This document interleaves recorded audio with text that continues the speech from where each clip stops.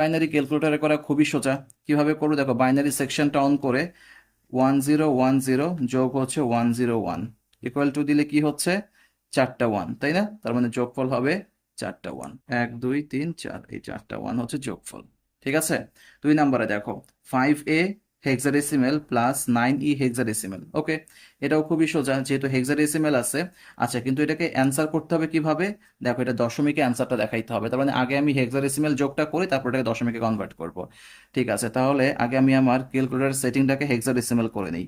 এই যে হেক্সা, হ্যাঁ হেক্সা হয়ে গেছে। এখন কি আছে, 5, এরপর হচ্ছে এ, এই যে লিখলাম 5a প্লাস কত, 9e, 9 এবং এই হচ্ছে ই, দুইটাকে যোগ করলে কত হয়েছে, 58, তাই তো? এই 58কে এখন আমি জাস্ট দশমিক করে দিব, এই যে ডিইসি, এই যে দশমিক করে দিলাম কত, 248। সো অ্যান্সার কি হবে, 248। দেখো 5 সেকেন্ডও লাগে না, ইকুয়াল টু দিয়ে 248 দশমিক। ঠিক আছে, যদি হেক্সাডেসিমেল করতে বলতো তাহলে আমি আগেরটাই রাখতাম, যেহেতু ডেসিমেল করতে বলছে তাই আমি এটাকে ডেসিমেল করে নিলাম। ক্লিয়ার?